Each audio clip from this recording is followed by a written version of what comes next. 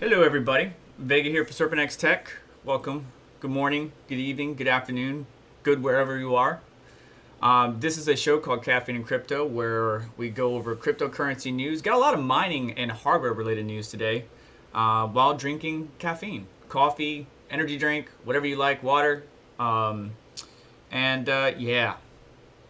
we're seeing red. Definitely seeing a lot of red lately.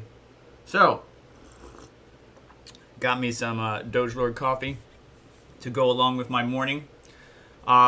Before you leave, I would like you to give me a chance to entertain you, bring you some news, and maybe you consider subscribing. For those of you who are subscribed anyways, make sure you hit the like button, and let's get right into it. Bitcoin falling into the 34K range, falling like a rock. Oh no, panic ensue. What's funny is Jay's from Trading with the Views signal. This signal right here means to me, if I'm incorrect, Jay, correct me. But this means to me that we should be buying this dip right here. That's what that means. So as it falls, I got different positions in. Now this is just me, not financial advice. 35, 32, 30, 28, 25, 20. So I'm buying little bits here and there. Never spend more than you can afford to lose. I'm also primarily mining the cryptocurrency. You know, we know Ethereum's down quite a bit. It's at 2,300. I mean, everything is down. Everything is down, except for the stable coins, of course. You know, USDT, USD, DAO, whatever. But everything is down. So I mean, Polkadot's at $17. Like that's a. Do I want to get more? Because remember, I'm stuck. Me personally, I'm stuck where I have like a certain amount of DOT, but it's not enough to continue staking. Like what I have locked away, like I can't stake anymore. If all of my validators, all 16 of my validators decide to drop out, I won't be able to stake DOT anymore because I don't have the 120 that they want, because they kept raising the limit on me. You know, 20, 40, 80, 120. So it's quite unfortunate, but that's, discounts right now, guys. We got discounts going on. You know how you're waiting for those favorite pair of sneakers, shirts? Things are on sale right now. Will this help out in the hardware market? Well, we're going to talk about that a little bit today. We're also going to talk about Bitcoin. We're going to talk about Intel bringing ASICs or moving into the ASIC territory, and a little bit more. So let's get started. First off, I want to say something real quick. So Bitcoin closed yesterday, Friday, at 36,689, and we're now at 34,528. I just want to say this to you. I'm just a guy on the internet. 9 times out of 10, if we close Friday at a certain number, if the market drops or even pumps above the number that we closed or whatever, 9 times out of 10, it will drop back or go up to whatever that level was. Call it manipulation, call it whatever you want. But if we have a gap by Monday, we're going to fill that gap because the gap always gets filled. So if we close at 689, and we're at 34.53, even if we dip down to 33 something, we might come back up to start the week Monday off around that 36, and then dip further or gain higher. It just I don't know, man. Bitcoin's doing what it wants. She makes up her own mind. Anyways, cryptocurrencies lose 205 billion in 24 hours. A lot to talk about. I'm going to drop some links in the description that I forgot to do, as I always forget to do, for you guys. And a lot of people are hurting right now. Fear and greed is off the chart. Capitulation is madness. And yeah. So anyways, Bitcoin plunged, result in overall market capitalization loss of more than 205 billion in total cryptocurrency market in just 24 hours, according to CoinMarketCap. We can see other cryptos suffering major setbacks, like Ethereum that fell 13.5% and is down nearly 24% year to date. Solana down more than 16% today and 30% year to date. Cardano also slipped 15% in early trading and has lost 8.5% of its value in 2022. So crypto's off to a bad start, right? And we got articles like this that kind of stir the mind, right? My mom calls me. What's going on? Should I sell? What is it? No, Ma, don't sell when it's down. You sell when it's high. You buy the dip, Mom. Talking to my mom. If you're mom and you're watching this, then if you want to take my advice, feel free. But I'm just a guy on the internet. Here's why Bitcoin tumbled 11% in 24 hours. Now, this was obviously on Friday, right? Where they're seeing like 38, 36, something like that. Obviously, things have changed quite drastically. But we got negative market sentiment. I agree with that. We have a lot of negativity going around in the markets. There was a lot of leveraged long positions, right? And when they got liquidated, it would drop. Usually there's a short squeeze or longs get liquidated and then we have a pump or a dump. It just depends on where the market is mostly sitting. BTC is moving in conjunction with traditional markets. This particular fact right here, and it is a fact as much as I hate to say it, drives me up the wall. Because cryptocurrency, primarily Bitcoin, was supposed to be, in my opinion, my opinion, the people's money, right? The rich are already rich. The government already got a lot of money. They could just print it. The people's money. So that way we can build financial wealth for our family, generations, yada, yada, yada, right? Now that we have the same hands that are in the traditional markets, right? If we actually scroll up, you can see the S&P is down 1.89. The Dow 30, 1.3. NASDAQ, 2.72. Russell 2000, 1.78. Crude oil, 0.8%. So now that the same hands are in the traditional market, are in the crypto market, we see a lot of the same thing going on. Like the Bitcoin chart is very closely matching the S&P with a little bit of outliers and stuff like that. And I've been saying for the longest time, we really need either Ethereum or one of the top cryptocurrencies to kind of make its own waves, to kind of break away from Bitcoin, right? Bitcoin wants to dump, but this, Ethereum and the altcoins are going to start pumping, right? Start going up because they're no longer tracking, they're no longer tied to the traditional market, stuff like that. But the problem is not only Bitcoin tied to traditional markets or the same investors in both sides, but Ethereum, Solana, Polkadot, a lot of the big guys that are in the traditional markets are also in those top cryptocurrencies. So it's kind of like we have to go and find, the cryptocurrency that the traditional guys are not in, unfortunately. And that really sucks because you can see how everything is following Bitcoin right now. Are there any outliers? I don't know. Let's go look real quick. I wasn't planning on doing this live, but F it. Let's do it. I mean, come on. These coins I personally wouldn't jump into. I mean, yeah, they're up hundreds of percents, but I haven't looked into their product. I don't know. I'm not gonna risk it for the biscuit. Not on those. So, anyways, let's sort by this. Yeah, that works out. Let's go back. Hang on. Are you really gonna do that to me? Okay, whatever. Big cash. Wow. Okay. In 24 hours? Okay. Hey, if you got any of those tokens, you might want to sell some of it. Not financial advice. Anyways. Yeah, like these projects, I mean, I'm sure there's some good ones in here. But trying to find a product that, it's going to help you out and be like, oh, baby, look, we got an extra $20,000 now. We could pay down the house. We could pay off the car, We could buy diapers for our baby's new, our child's new kid. Like, good luck, man. Some people are able to do it. I'm not. And if you can do it, I'm pretty sure you got a Discord and Telegram and all that stuff where you're feeding stuff. So anyways, negative market sentiment, leverage long positions. Everybody's freaking out. And the news is nothing but negativity, right? You Google search cryptocurrency news, Black Friday, crypto crash that wiped out 136 billion. Why Bitcoin tumbled 11%, which we just went over. Cryptocurrency giant Ponzi scheme, which we're going to talk. I have that in the articles. I'm not going to talk about it, but I would suggest reading it because it's an interesting read. I'm not saying that cryptocurrency. I don't agree with the author, but it's an interesting read. Bitcoin route not over yet, right? This is why we're dropping further.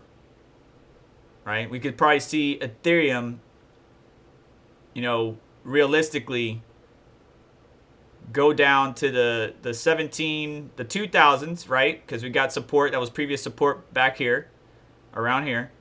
And we could go down to 1700. 2000 is where I got a position in to try to see if we can't grab a little extra as well as mine it.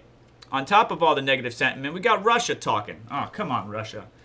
Russia proposes ban on use and mining of cryptocurrency. So not only mining, but the use of cryptocurrency. You know, a lot of people from China are, you know, hiding. A lot of our miner colleagues out there are hiding. And, you know, we got country after country trying to ban it, but we also have country after country taking it as legal tender, right? We got Brazil mayor jumping in the game now, along with the Miami mayor, the New York mayor. So, and we got financial institutions continuously buying the cryptocurrency that we're all freaking out about, right? So as we're freaking out about these dips, these financial institutions are buying more and more and more and more and more. So while everybody's being fearful and getting out, you should be doing the opposite of whatever the market's doing. You should be. Don't have to, you should be. And that sounds like financial advice, but it's just what I learned over the years. And I'm pretty sure if you go and look around and listen to various crypto traders, they're going to say the same thing. Don't sell the dip, buy the dip. Sell the highs. Panic selling is never good. Trading with emotions is never good. So I am not worried in the least. Even if Bitcoin, even if some of the people are calling for it to drop to $20,000, I am not worried.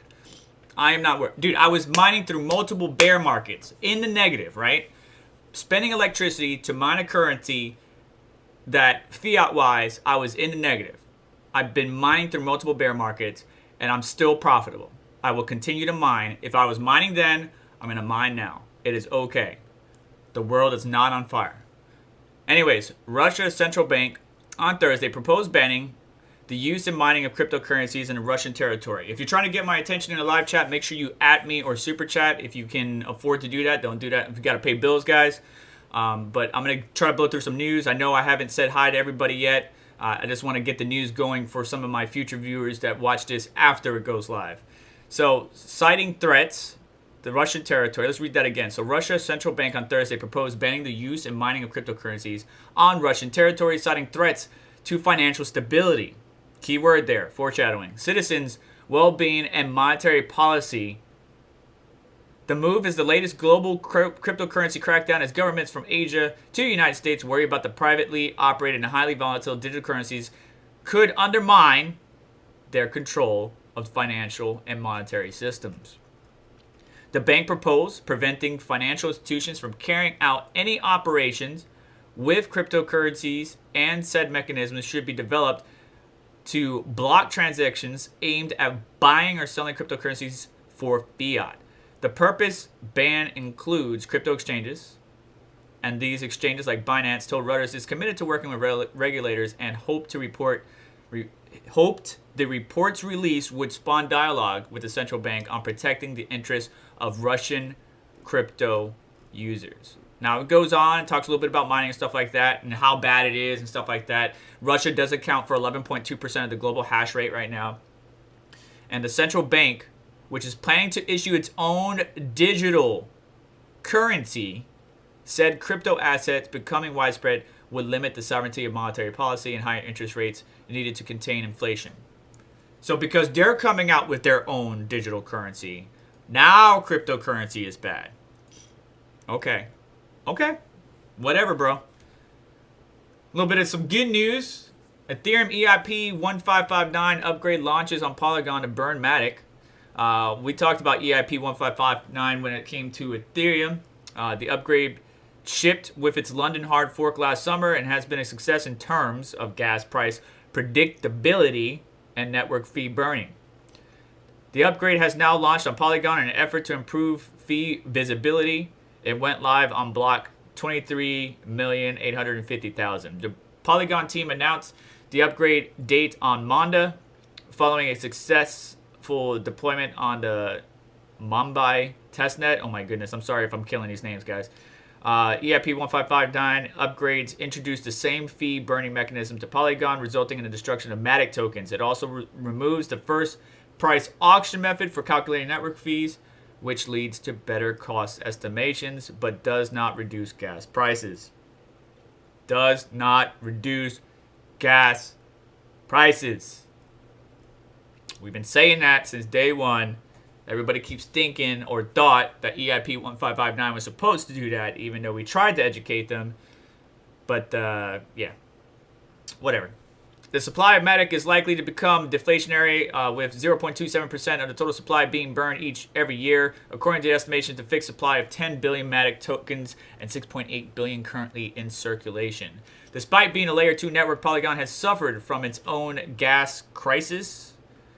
Earlier this month, Polygon gas fees skyrocketed according to Dune Analytics, resulting in some validators failing to submit blocks. The surge in demand was due to decentralized finance yield farming game called Sunflower Land, which Crypto Mikhail talked about, which rewarded early adopters before the degens lost interest. Degens? You really gonna call them degens? Okay. That's kind of disrespectful, bro. Like, is that supposed to be like degenerates, or is there like a nickname for their crew? I don't know. That's kind of messed up, dude. Anyways, I think this is a positive thing. Me and Crypto Mikhail talked about it previously on the show. I would like to get Crypto Mikhail on again for another Caffeine and Crypto. I would like to start getting special guests on for Caffeine and Crypto, but we just have to see. Good thing I got it at 34.8. Yes. See? You just gotta find those spots, guys. Let's go to the hourly. Let's check out the hourly. Look at the short time scales. Yeah, right here. Right here. Oh, this is Ethereum. What am I talking about? Actually, what did it drop to? 23. All right, so 2300. BTC, USD. Gonna go through chat here in just a second. Yeah, boy. 34. All right, so it dipped to 34. Push back up. All right, let's see what happens. Was that the bottom? A lot of people say no. A lot of people are saying we're going to go further down and madness will ensue and people will panic and more selling pressure will happen. So, I mean, if we scroll out, you know, we have quite a different amount of areas, right? A lot of support at 32K, right? A lot of support at 32K. A lot of support at 30K. But after we break that 30K, you know, the people calling for 20K, 25K, it's not impossible. But I don't know. I don't know how I feel about that. Before we go into Crypto.com, CEO confirming hundreds of accounts being hacked. I want to check the live chat. Red Llama, thank you for stopping by. I appreciate you, buddy. Magic Lucky, Paul Daughtry. Forgive me. I may pronounce your name incorrectly. Dahawi, thank you for stopping by. Integra guy, what's up, man? Love Integras. I'm very disappointed in what Acker is doing with the new one. Very disappointed. Kyle Rosa, Unknown Crypto. Golden Wolf. Oh, Golden Wolf, you dropped my membership. It's okay. I still love you. I still love you. Crypto Mikhail, thank you for coming over. Pocket Change, good morning to you. My mom was asking about going all in on C-Star. What'd you tell her, Paul Daughtry? All right. Pearl, what's up? Max Voltage, good morning. Drive safe if you're driving. Another chance to accumulate. Looks like 2009, 2010 stock and housing crash. 2020 panic crash. This reverses eventually. Yes, I agree. Does look like nearly all BC trash tokens. Yeah, that what we were looking at CoinMarketCap was pretty much a lot of Binance Smart Chain trash tokens. Some of them are like diamonds in the rough. Some of them are diamonds in the rough. Not all of them are trash tokens. Let's look at the transaction street while I look over the live chat and see what the gas is right now for Ethereum. $13. $13.87 is the mean or average. All right, we got some of our Asian family over here. Thank you for stopping by. Glad to help boost your confidence. I wouldn't panic like everybody else is panicking. March is still 2 months away. Yeah, it didn't take long to get strong support. Yep. All right, so High Speed Modder, what's up? Yeah, Golden Wolf, it looks like you're not a member anymore. I can't, like, you're not showing up as green for me. I'm not sure what happened. I'll have to look into the memberships and see what exactly is going on. You still are? Okay. So I don't know why chat looks like it's not showing it for some reason. But anyways, yeah. Transactions for Ethereum still high. I wish you guys would add MATIC. Please add MATIC. Bob Slam you. Add other tokens I could put on here. Transaction Street. Ooh, character select. Maybe I could be Cartman. Anyways. Crypto CEO confirms that Crypto.com had hundreds of accounts hacked. Were you one of them? Are you concerned that you were one of them? Well, you're going to have to find out. So I would log in and check. You may not be, but I would log in and check. The CEO of cryptocurrency exchange Crypto.com, Chris Marzelek. Actually, I worked with one of his colleagues, and my company has a relationship with his company. And Crypto.com, I've been trying to hit you up, has finally confirmed that hundreds of user accounts were indeed compromised by hackers and had funds stolen as a result. Though details of the exact method of the breach remain unclear. And this always happens, right? They gotta work with SOC security. They gotta work with the NOC. They gotta identify how the intrusion happened, try to provide results, stuff like that. But Chris followed up tweeting that no customer funds were lost. But you can see at the beginning here, it says that funds were stolen as a result. So if you were one of the people impacted, let us know in the comments down below. But they state in the tweet, some of my thoughts over the last 24 hours. No customer funds were lost. The downtime to withdrawals infra were 14 hours. So interference. Our team has hardened its infrastructure in response to the incident. We will share a full postmortem after the internal investigation is complete. Now, regulators have not gone after Crypto.com to identify what happened and to get the details of the issue. But Chris does say that if they do ask, they will provide a full report. When security issues like this happen for major companies, you gotta give them time to identify how the breach happened, to patch that breach, and then provide a root cause analysis or something to kind of identify, okay, hey, this is how this attack vector was implemented. What can we do to improve it? That's where they beefed up the infrastructure and stuff like that. So I would just, if you have a Crypto.com account, just log in, make sure everything's up to date. Always use 2FA, two-factor authentication. Always make sure you have a backup. I wouldn't be going to crazy websites or clicking crazy links on the device or smartphone that you're using Crypto.com on or the app. But maybe the exploit was through their side app, their DeFi Crypto.com app. Who knows? We'll have to see how things, really pan out. This is interesting to me, but for those of you who've been around and like Chia, or actually are a Chia small farmer like myself, because I produced a number of videos on Chia farming and plot building and Mad Max and all that stuff. Akash Network adds support for Chia Network.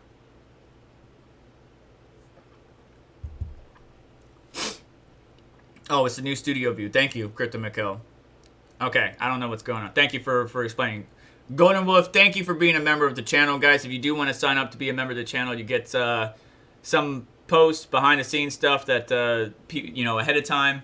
You get access to the Discord that has stock drops and much more. I'm trying to expand upon it. The Discord isn't as big as my fellow colleagues, Red Panda, Brandon Coin, and stuff like that, but it is something that I'm looking for interested and eager people who want to converse about crypto mining, CPU mining, GPU mining, and help each other out in various ways. So anyways, moving on to Akash Network. We believe that supporting plot creation on our network is an important part of Web 3.0. CEO of Akash Network, Greg, says. Plotting on Akash makes the process, and I'm sorry if I'm spelling this incorrectly or saying it incorrectly. Akash makes the process seamless and empowers farming communities through self-sovereignty, making Chia farming more inclusive for people that don't have access to compute and enabling a whole new class of farmers. So are they really looking for small farmers or mid to small scale? Not sure. So Chia is very excited about the new Akash platform for plotting as a service. Says the VP of Storage, John Michael Hands, and that's for VP of Storage for Chia.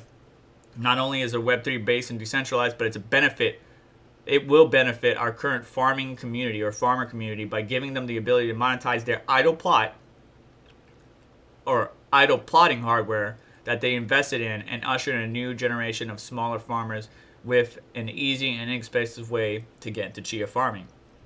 So it's a positive thing. Again, the initial theory or the initial brain process of Bram, wow, I said his name wrong, when Chia first came out was to really target the corporations or enterprise level that have a bunch of idle storage not doing anything, that they can use or create these plots and continue to bring in revenue for all the storage that they're not using. And then as they grow and that storage gets allocated for other uses, they can remove the plots and then give the storage to whatever. So does this open up the door for the smaller farmers, the small plankton farmers is what I call it. If you look at one of my videos, I even use plankton from SpongeBob because in theory, according to Bram, we are so small that it's not worth it. And it really isn't worth farming Chia if you have less than 100 terabytes. Even if you have less than 200 terabytes, it seems the cost to entry so high. Will Akash allow the small farmers to get in, and especially the people who have spent all this money on hardware like storage, NVMe, big 12 terabyte, 14 terabyte, 16 terabyte drives will allow them the opportunity to utilize that hardware that they spent tons of money on prior to Chia's price dropping as it has done. Moving on, Intel gets into the Asic market. I don't know. Is this a positive thing? What do you guys think? Is this a good thing? Our fellow colleague, let's go look it up real quick. Our fellow colleague, son of a tech.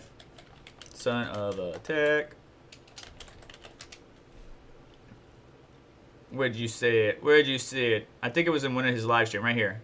No, that was GPU Performance League. I think he covered it in one of these morning shows. He covered the Intel Asic. We got Intel GPU Performance League as well. I'm going to focus on the ASIC. The Intel producer, or Intel, the giant chip producer, will present a new Bonanza mine chip at the upcoming ISSCC conference, which, according to the conference information, is an ultra-low voltage, energy-efficient Bitcoin mining ASIC. I'd be very interested to see the hash rate. GPUs will do graphics, gaming, and all those wonderful things, Kadori said.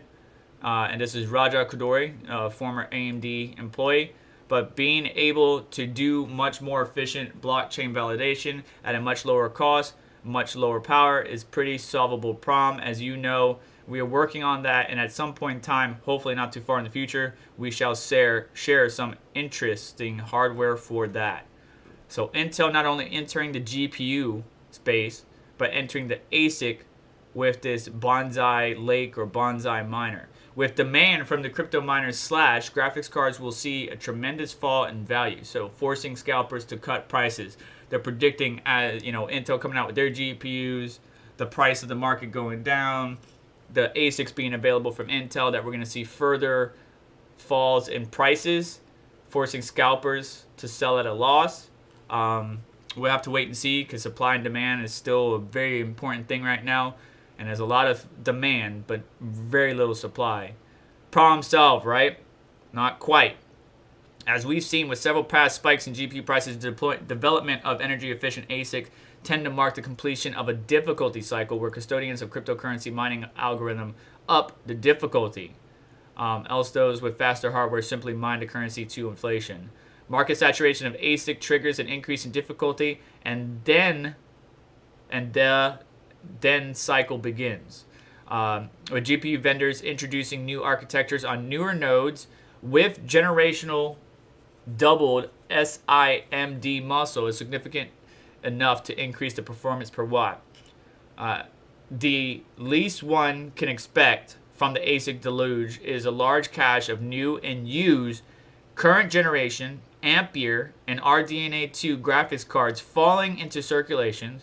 Scalpers won't be able to hoard the new brands of cards, and they'll be forced with stiff competition from miners or gamers who dump their cards. They forget that gamers also dump their cards to get the newest or latest gen that people might be interested in.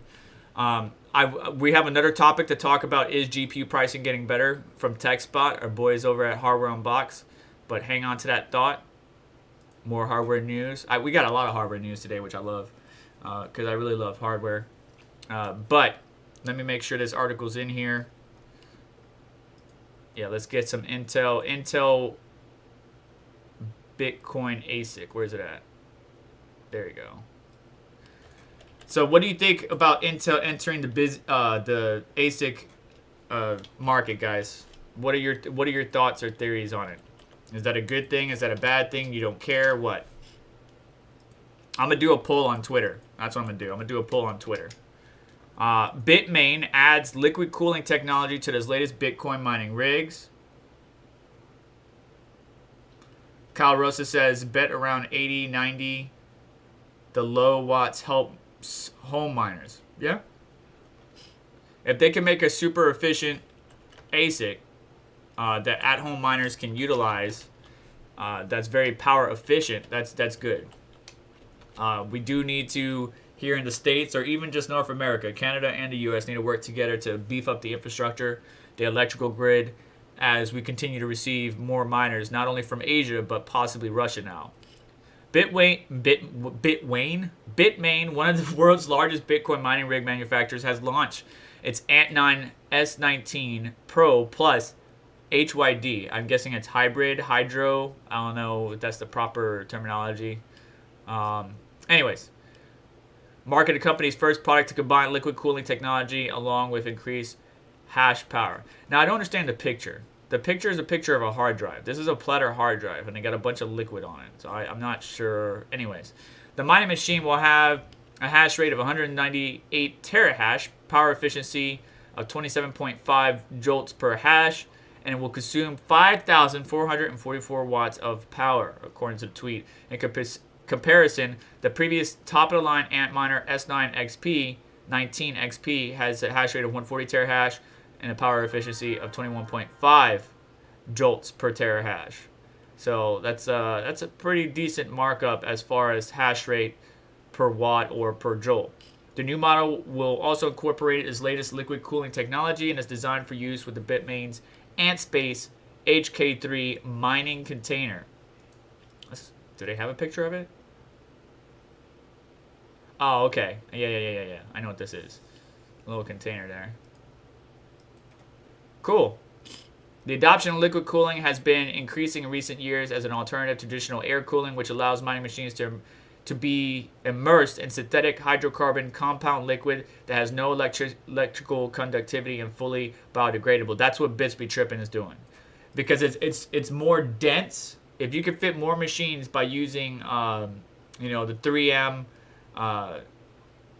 what's it called, Novak fluid, but I think there's cheaper brands of it, and immerse your GPUs into this liquid, you have a more dense population, everything condensed, less heat. Usually less heat leads to less electricity usage. You could get a lot done, so that's pretty cool. The specialized liquid can reduce heat, power consumption, and noise stemming from the computers, as well as prolonging the lifespan of machines, allowing miners to maximize profit and increasing competitive market. I don't know about cleaning it. I have to ask Bitsby Trippin' Carter about it. Like how much of a pain is it to clean it? Can you just, after you pull it out, do you just put it in the ultrasonic cleaner?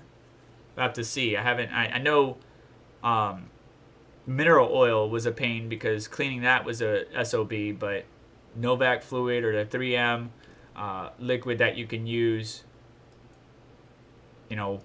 how much of a pain is it actually to clean it? I'd be very interested to know. All articles are going to be in the description of the video if you're interested. Make sure you check it out. I got to shave, man. Beard is getting itchy. I can't pull a Crypto Mikkel. The Intel chip uses... So Paul Daughtry says the Intel chip uses 10 to 30% less electricity per hash than Bitmain's offerings. Yeah. So AMD, of course, another refresh. You know AMD loves their refreshes, guys. You know they do. AMD refresh Radeon RX 6000 desktop series with faster memory. Right? We already seen this faster memory in other chips or other GPUs that AMD offers. But anyways, AMD is preparing a round of updates to its desktop Radeon RX 6000 series in the wake of the RTX 30 series or 3000 series.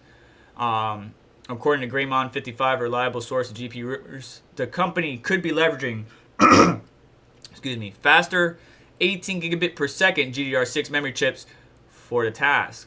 This wouldn't be the first time the 6000 series products had 18 gigabit per second memory, as the liquid-cooled MBA made by AMD, the RX 6900 XT, that's exclusive to OEMs, already comes with 18 gigabit per second.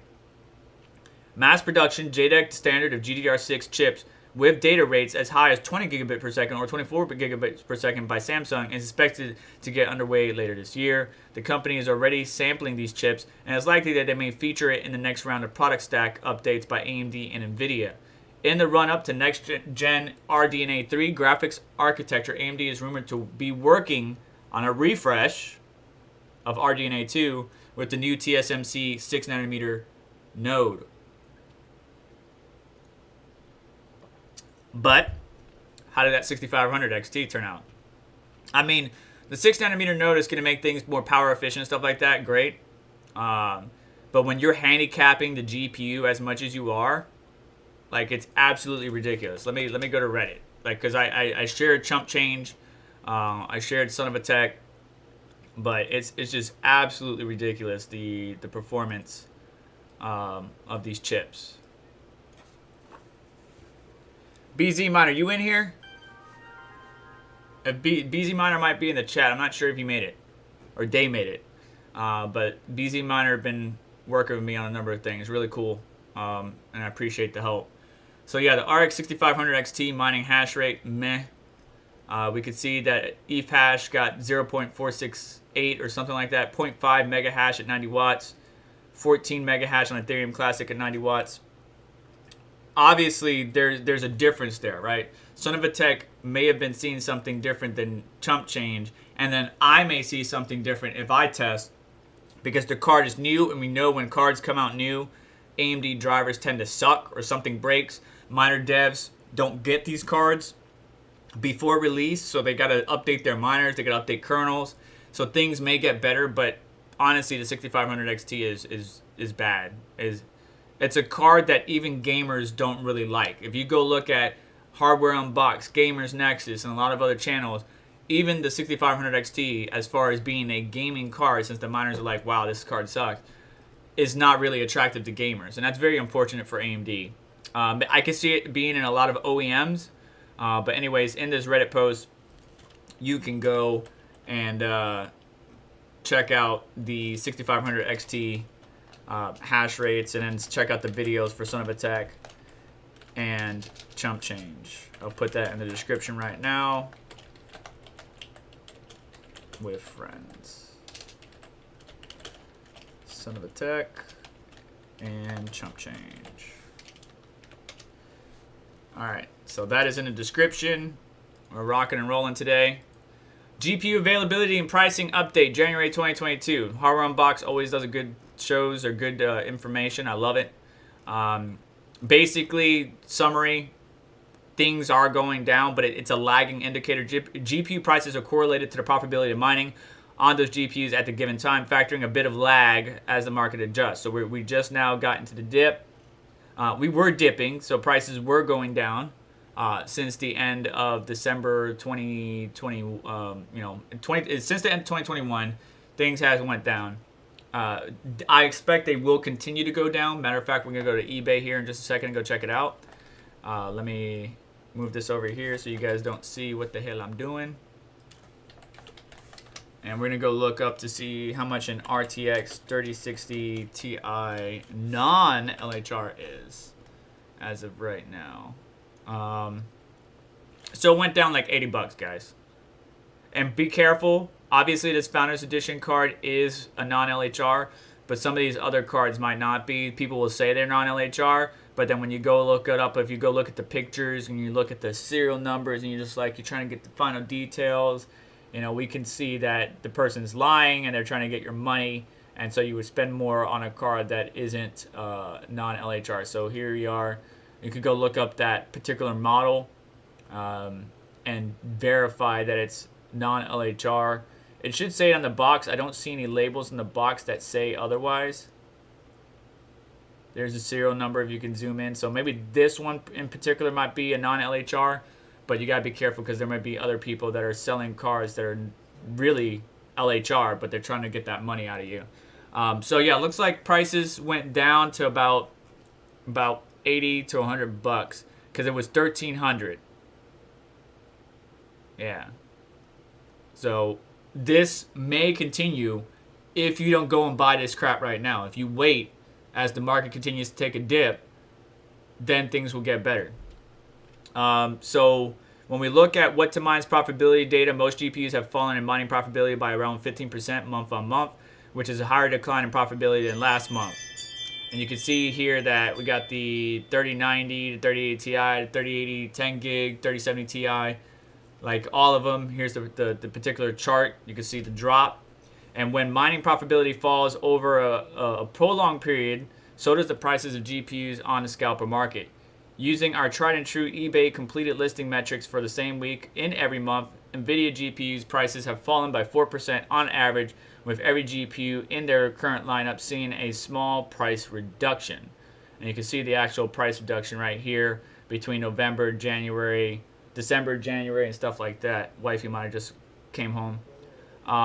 What we're seeing in January is the largest decline in current gen Nvidia GPU prices since July, and for some products like the 3070 and 3060, street prices are close to their lowest point in the period we've been capturing data, or that they have been capturing data. Inflation remains high. Most Nvidia GPUs are still double their MSRP, but we still think it's important to mention the positive as well, like how GPU prices have fallen significantly since the peak in May. And you can also see GPU price trends for AMD. The 5700 XT is honestly, like, they don't have it on this chart. Is it down here? Like, they got the prices down here. Yeah, but they don't have it on a chart. Honestly, that's what I would be shooting for if you're looking for anything. 57 and 5000 series. If not, don't get it because I'm looking for them. I'm joking. But AMD GPUs also saw a price decline, although the volume of AMD cards sold this month was very low compared to previous months, which is an indication of supply issue on AMD's side. Because at the beginning, say like the 3080 came out, 3060, 3070, whatever. What we saw is that the other ones, Nvidia came out strong, but then Nvidia GPU stopped. And then every day it was nothing but AMD cards, 6800, 6800 XT, 6600 XT, 67 on Newegg Shuffle and various outlets. But then that's dropped, and it's been nothing but Nvidia for months now. So there's definitely a supply issue on AMD's side of things. We'll have to see, what happens. But yeah, it's absolutely just madness right now. So anyways, all right, so profits, counterparts, and performance standpoint. Let's see here. What else do we got? Oh, I'm texting Paul's Hardware real quick.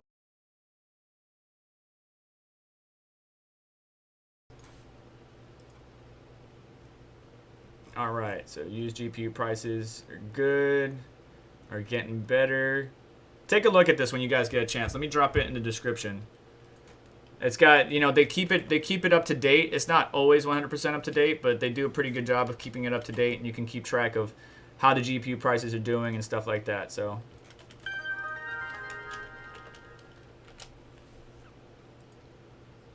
moving on, what do we got here? Nvidia driver unlocks performance boosting GPU system processor. Sure some of you heard about this. Nvidia has quietly unlocked a new feature in enterprise and consumer GPUs, and no, it's been hidden since the Turing generation, known as GSP or GPU system processor. The piece of silicon offloads driver duties from CPU onto GPU to improve performance and efficiency. It was officially unlocked for use in the latest Nvidia drivers. The feature is available. Why is my reply not going through? All right, sorry, Paul. I don't want to reply like 3 times. I am trying to get Paul's Hardware to do a one-on-one with me if you guys want to help me get his attention. But he knows me as @CMVJax. That's my personal gamer-centric overclocking profile, whereas SerpentX Tech on Twitter is focused on this channel. And I try to keep that separated because I'm still a gamer, avid overclocker, but obviously, as you can tell, gamers hate miners. So I'm trying to bridge that gap and be like, guys, you know, I'm not the guy buying all the pallets and all your GPUs and stuff like that, or scalping you or anything. I accumulated over time. I do it as a hobby. I love it. It's a passion of mine. But I'm still a gamer. You know, I play WoW. I play Battlefield. I play Call of Duty. I don't play Halo. I need to get into Halo. But anyways, moving on. Nvidia Unlock is basically for enterprise level GPUs. You need an enterprise GPU with driver version 510, 0.39, 0.01 or later. And then the GPU range of support is for Turing-based Tesla T4 and all the way to the Nvidia A series such as the A100, A2, and A40. Is that a benefit for the RTX A2000, 4000, 5000? I don't think so, but I'm not entirely sure. We'll have to see if this performance unlock comes about. Now, my biggest concern is because it's offloading some tasks that the CPU would have done onto the GPU. That could be an attack vector that can be exploited if you figure that out. So I wouldn't be surprised if sometime in the future, you know, this feature that does improve GPU performance or performance overall by offloading tasks from the CPU to the GPU isn't exploited in some form or fashion to try to, you know, implement some type of attack vector. Just keep your ears on the ground. We got new updates for PCI Express 6.0. A lot of people aren't as tech nerdy as me, but I really enjoy this stuff. It's a really long page or article that you're gonna have to really look at. I'm just gonna read a particular excerpt from it, but I want to keep up to date on this stuff. I want to keep an eye on this stuff, right? I can't even copy that. Why can't I copy that? Anyways, by doubling the speed of PCIe Link, PCIe 6.0 is an across-the-board doubling of bandwidth rates. X1 links the move from 4 GB second direction to 8 GB second direction. Or shouldn't it be bidirectional? Yeah, it's bidirectional. Why are you saying it that way? Anyways, at that scales all the way up to 128 GB per second at the by 16 link. For devices that are already stuttering at the link of a given width, the extra bandwidth presents a significant increase in bus limits. Meanwhile, the devices that aren't saturating the link, PCI 6.0 offers the opportunity to reduce the width of the link, maintaining the same bandwidth while bringing down hardware costs. Let me just summarize this for you. So the 6500 XT, from my understanding, is only PCIe 4.0, right? It's PCIe 4.0 and 3.0, but by 4, so 4 lanes. The only time that you would saturate a link like this is if you're using like an enterprise NVMe, maybe some high networking equipment or enterprise level equipment, that you would saturate such a PCIe link. Like 3.0 is still not saturated by our GPUs. 4.0, obviously not. 5, so on and so forth. But 6, you know, where you would normally have to have a by 16 lane to run this GPU, you know, maybe we could run it at a by 4 or a by 8 and stuff like that. So the 6500 XT only having a by 4 PCIe connection is not a bad thing when our PCIe connections are getting faster and faster, doubling the bandwidth and the rates. So very interesting to me. You guys should check it out. There are much more knowledgeable people than myself out there on this particular subject. I would challenge you to check them out. But if you want an interesting read, go ahead and check it out right here. You can see the different speeds. So at by 1, it's 8 gigabits per second, or 8 gigabytes, not gigabits. That's networking. Gigabits is networking. Gigabytes is storage and stuff. All right. But PCIe 4.0, 3.0, 1 gigabyte per second.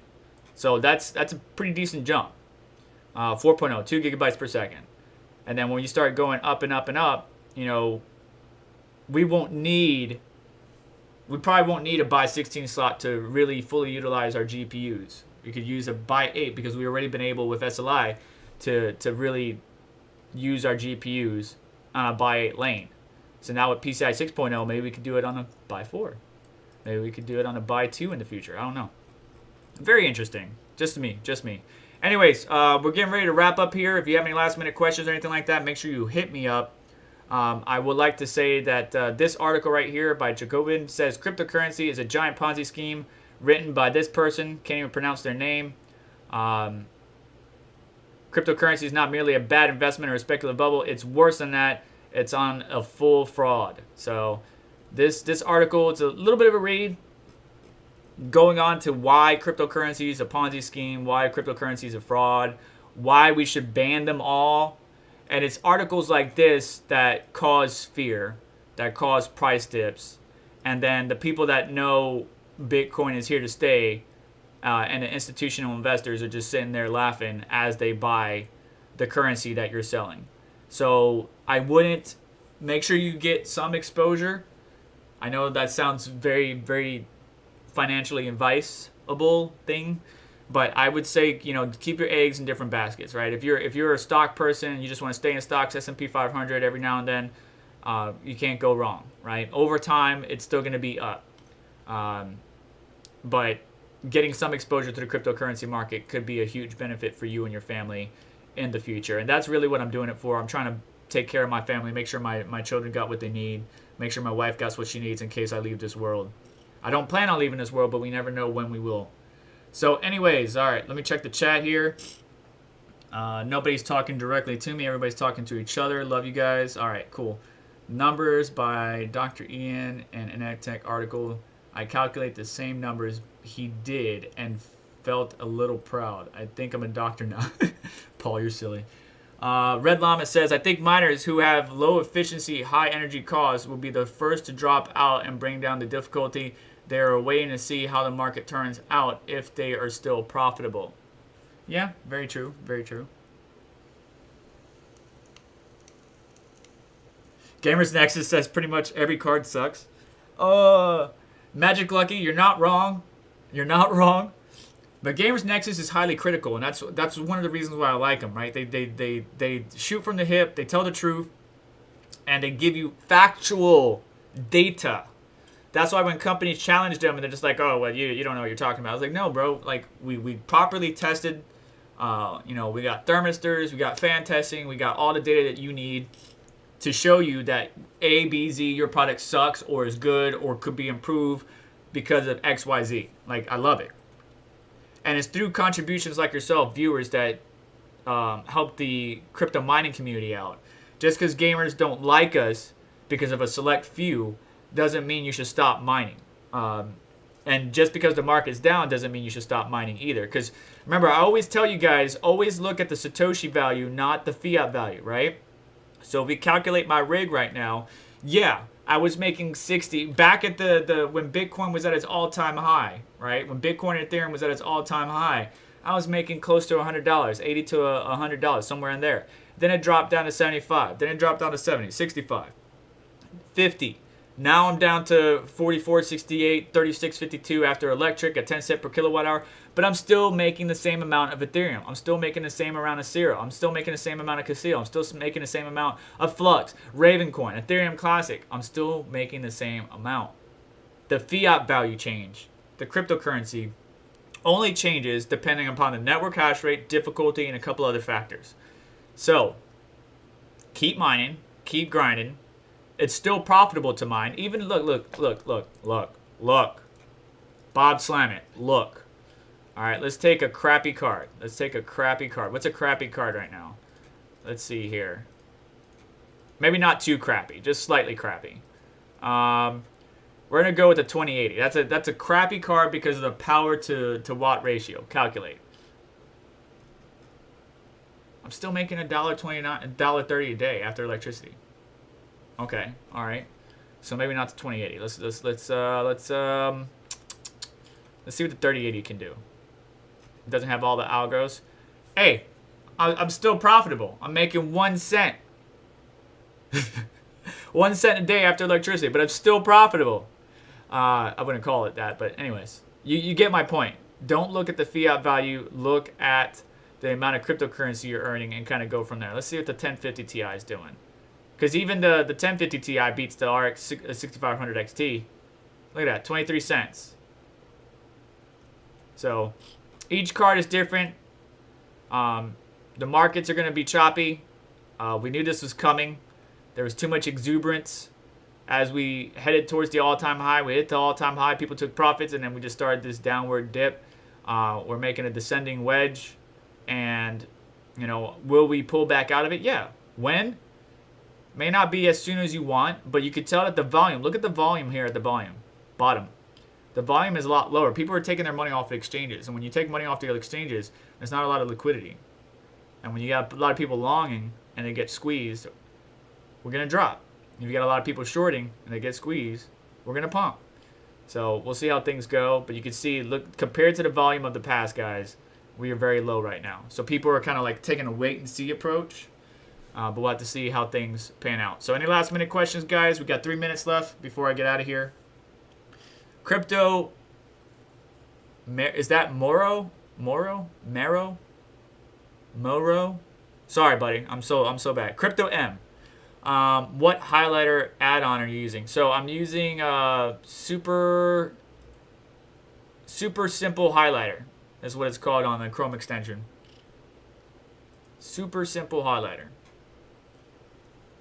Someone hit 168 ETH solo block. Oh, they're rich now. That's nice. So I heard some people are trying to solo mine ETH just for that, just for something like that. But we don't have a lot of time. So do you risk solo mining ETH at a chance to get one of those blocks that may never even happen? Or do you pool mine ETH to get as much as possible before the transition to proof of stake or the merger? Let me know in the comments down below if you're watching this after the fact. Let me know in the live chat what you think. Solo mine ETH. Let's say we got 1.5, 1 gigahash of Ethereum hash rate, right? Which is close to what I got. Do you solo mine ETH from now until the merger for a chance to win a block that Keith Betts talked about, 160 ETH solo block? Or do you pool mine because you want to stack as much ETH as possible? Because there's a chance you won't hit a block. And there's a chance that you won't hit a block before the merger, or even a block that of that much. So then, you know, catch 22. What do you think? Let me know. If you have a stable environment, 24/7 power, then solo mining is good. But if you're having to restart, your miner crashes, GPU clocks are too high, then you're going to wind up screwing yourself. So, all right. So MATIC Lucky says pool mine.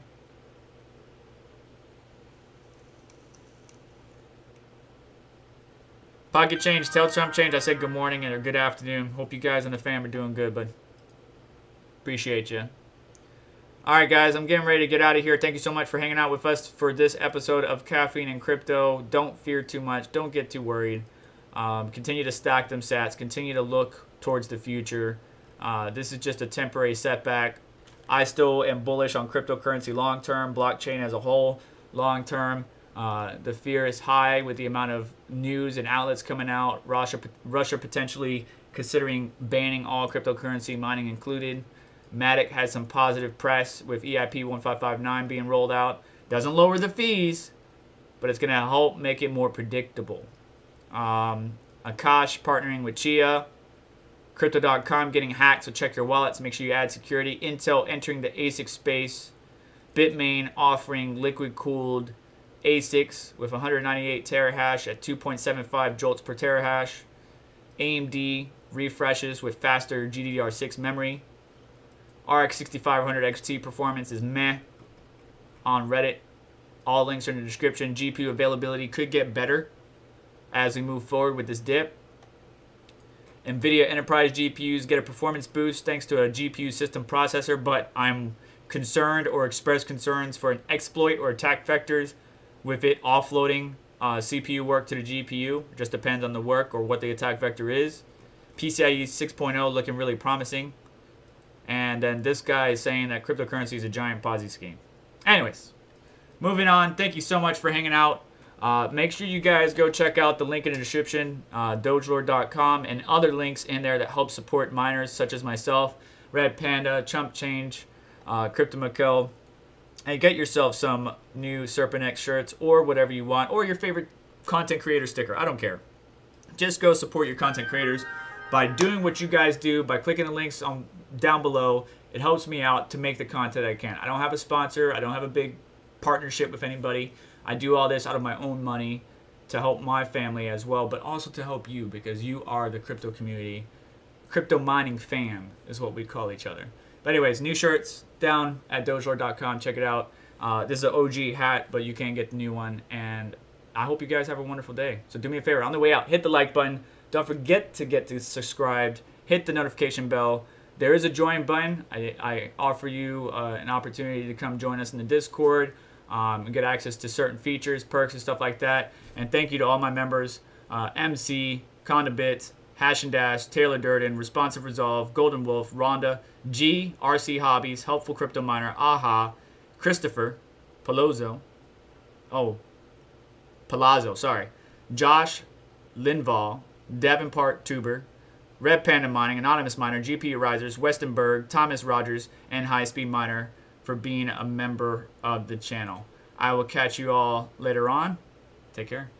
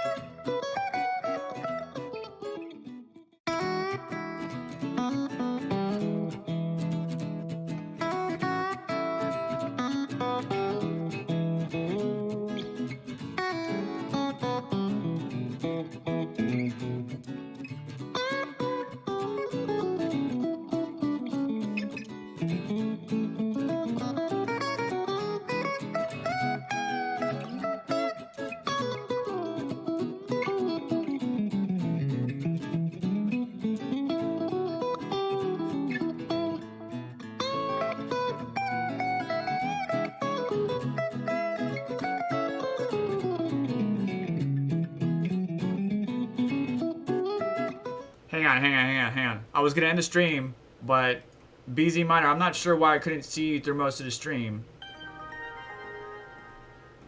Maybe you came in late, but if you're... I know a lot of people don't like spec mining or speculative mining, but BZ Miner, IEDOC, is just another individual like ourselves that, you know, has a family, works a full-time job, and just does this on the side. So he's a dev for BZ Miner and has been working with the Alephanum team. If you haven't seen my recent videos, I was talking about Alephanum mining, how to mine, various, you know, full node wallet, regular wallet, Wooly Pulley, all that stuff. If you check out those videos. But in the Discord, they've been doing their best to be active and help out with the community and stuff like that. So be respectful, give constructive criticism, any recommendations, let them know. Go check out the Alephanum Discord, go check out Wooly Pulley Discord, and go check out Metapool Discord. But be patient, because this is another individual just like all of us that works full-time, has to take care of business as a family man or individual, and then creates and does this development on this miner. It is a relatively new miner from my understanding, so just be understanding. There's going to be delay in responses. There's going to be delays because he's busy, they're busy, and then you know, help out if possible. So sorry to interrupt